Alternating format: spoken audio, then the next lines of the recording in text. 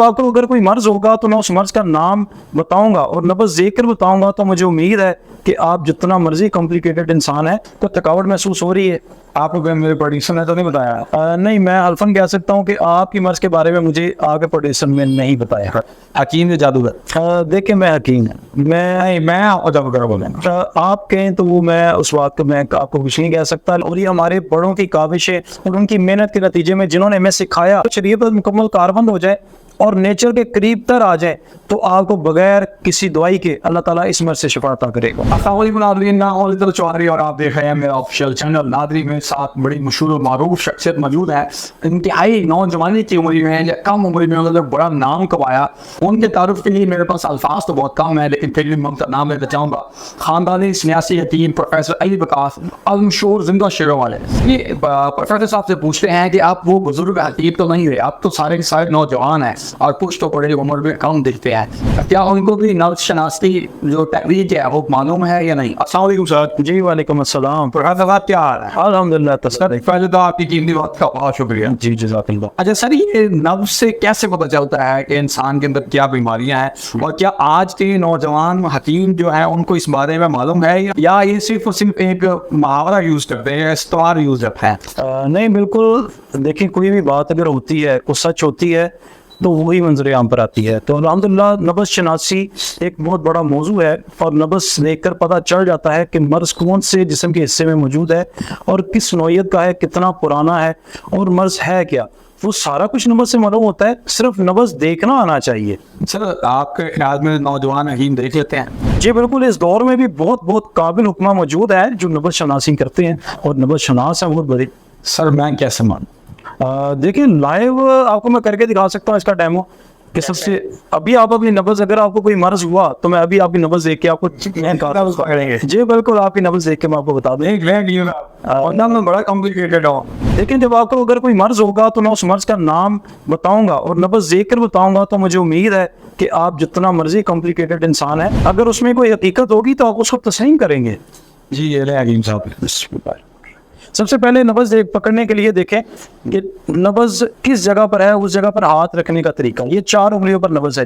हम 4 उंगलियों पर डिवाइड करते हैं। अगर इस हिस्से में है तो दिल दिमाग, इस हिस्से में है तो जिगर मैदा, इस हिस्से में है तो फेफड़ा गुर्दा, इस हिस्से में है तो खून। अच्छा, सबसे पहले चारों का अलग अलग किरदार है, चारों जगहों की एक अलग वैल्यू है और चारों जगहों पर अलग अलग नब्ज होती है। नब्ज देखने के लिए सबसे पहले आपकी नब्ज मैं देख रहा हूँ, नब्ज जिसकी देखनी हो उसको 15 से 20 मिनट तक बिठाया जाता है और उसके बाद जब वो पुरसकून हो जाता है फिर उसकी नब्ज बताने की क्या वजह? BP high? देखिए, जब कोई बंदा चढ़ के आता है, अगर वो चढ़ के आया तो उसकी ब्लड सर्कुलेशन पहले से तेज है तो आपको मर्ज की सही शनाख्त नहीं होगी। वैसे इस वक्त मैं अभी नब्ज देख के बता सकता हूँ कि इस वक्त आपके ये जो गर्दन के पिछला हिस्सा है, ये सारी जगह, ये सारी तनाव का शिकार है। ये थकावट की वजह से भी हो सकती है और ये साथ स्टमक का मर्ज भी हो सकता है। क्या ऐसा है इस वक्त आपको इस जगह पर कोई थकावट महसूस हो रही है? आपको मेरे प्रोड्यूसर ने तो नहीं बताया? नहीं, मैं हल्फन कह सकता हूँ कि आपकी मर्ज के बारे में मुझे आगे प्रोड्यूसर में नहीं बताया। अच्छा, ठीक है। और सेकंड चीज, आपका जो स्टमक है वो भी सही तरह से, जिगर और मैदा जो आप सही तरह से वो फाल नहीं है, सही तरह से वो काम नहीं कर पा रहा। स्टमक का तो मुझे पता है लेकिन जिगर का नहीं पता। जिगर देखे, मैदे की वजह से जो खुराक हमने खानी है सबसे पहले वो मैदा में जाती है। मैदा से वो जब एक कैलोस की शक्ल इख्तियार करती है तो रुके मासा रीका के जरिए फिर वो जिगर में जाकर मजीद पकती है, जहाँ पर जाकर फिर वो चारों इखलाज जो है वो पैदा होती हैं, सुफरा, सुदा, बलगम और खून। तो इस वक्त मुझे आपकी नब्ज बता रही है कि आपका मैदा खाने को अच्छी तरह से मुकम्मल तौर पर से हजम नहीं कर पा रहा, जिसके नतीजे में आपका अंतरियों का निज़ाम भी बेकायदा हो गया, जिसको हम इरिटेबल बाउल सिंड्रोम के नाम से जानते हैं, IBS। सबसे ज़्यादा आजकल नौजवानों में पाया जाने वाला मर्ज जो है वो IBS है, जिसके आप शिकार हैं। और सेकंड चीज़ के साथ आपको कॉन्स्टिपेशन भी है, 40% आप कब्ज के भी शिकार है और आपका जिगर के ऊपर बहुत ज़्यादा लोड पड़ा हुआ है कि जो खाना आपके मैदे ने चबाना था, मतलब कहते हैं ना कि दांतों का काम आंतों से ना ले, तो जो खाना आपके दांतों ने चबाकर मैदे को देना था और मैदे ने हजम करके आगे जिगर को देना था और अंतड़ियों में जाना था मैदा से, तो वहाँ पर जाकर मजीद पक के उसका जोर निकलना था, वो मुकम्मल तरह से नहीं निकल रहा, जिसके नतीजे में क्या हो रहा है कि आपके जिस्म के मुख्तलिफ अज़ा को जो खुराक मिलनी थी वो खुराक सही तरह से नहीं मिल पा रही। जिसके नतीजे में आपकी याददाश्त जो है वो भी सही तरह से, मैं कहता हूँ कि इस वक्त कम होती जा रही है स्लोली। आपकी आईसाइट भी, वो भी, उस पर भी, नज़र पर भी फर्क पड़ रहा होगा। आपके दांतों के मसाइल भी आपको जो है ना ऐसे ही वो भी उसका भी शिकार होंगे। तो मैंने ये नब्ज़ देखकर आपकी ये मर्ज़ बताई है। मेरा ख्याल है कि इसके साथ ही आपकी पिंडलियों में भी रात को दर्द होता होगा, और आपकी जो एड़ियाँ हैं, क्या है तो फिर थक जाते एड़ियाँ हैं, और आपके पैरों की जो नीचे वाली सतह है, जो नीचे वाली जो परत है, उसमें भी आपको शदीद दर्द होता होगा। आप हकीम हो या जादूगर हैं? देखें, ये हमारे तो डॉक्टर्स ने भी बताया, बस कहते हैं स्टमक ठीक नहीं है, ये मेडिसिन खा रहे हैं, खा के तो उसके बड़ा फर्क हो जाता है। लेकिन आपने एक्सप्लेन प्रॉपर किया, हकीम या जादूगर? देखें, मैं हकीम है, मैं जादूगर बोलेंगे। आप कहें तो वो, मैं उस बात को मैं आपको कुछ नहीं कह सकता, लेकिन अल्हम्दुलिल्लाह हिकमत के ऊपर हमें इतना फ़ख्र हम महसूस करते हैं कि हमारे बड़ों ने हमें जो नब्ज़ शनासी और दवा साजी सिखाई है, जिससे इतने बड़े बड़े नुस्खा जात बनाना और तशखीस करना। क्योंकि देखिए, अमराज हज़ारों की तादाद। आप जादूगर क्यों कह रहे होंगे ये बताएं। डॉक्टर के पास जाए ना, कहना जी मुझे ये प्रॉब्लम है, तो वो जिस प्रॉब्लम को बताएंगे वो सिर्फ उसी का ही मेडिसिन दे के और आपको कहेंगे घर जाओ, बाकी चीजें नहीं बताते। आपने एक नर्स पकड़ी, आपने सर से लेकर पाँव तक जितना प्रॉब्लम है और जिस भी वजह से वो आपने सारे बता दिए। तो जादूगर नहीं बोलो तो क्या बोलो, आप खुद बताएं। मैं ये इल्म है जो अल्लाह ताला की ज़ात ने अपने नबियों पैगम्बरों को सिखाया, उसके बाद चलता हुआ ये औलिया कराम तक आया, और फिर हम जैसे ना चीज़ इंसानों तक जो है ना ये मुंतकिल हुआ। और ये हमारे बड़ों की काविशें और उनकी मेहनत के नतीजे में, जिन्होंने हमें सिखाया नब्ज़ किस तरह से पकड़नी है, किस कंडीशन में आप नब्ज़ देख सकते हैं, और अमराज को उनको डिवाइडेशन किस तरह से होगी, और अमराज की गहराई में डीपली जाना। अभी मैंने ये वो ज़ुबान इस्तेमाल की है जो आम इंसानों को समझ आती है। इरिटेबल IBS जिसको कह रहे हैं अंग्रेज़ी ज़ुबान में इसको IBS कहते हैं, या हमारी ज़ुबान में इसको पहले जिगरों मिदे के अमराज कह ले।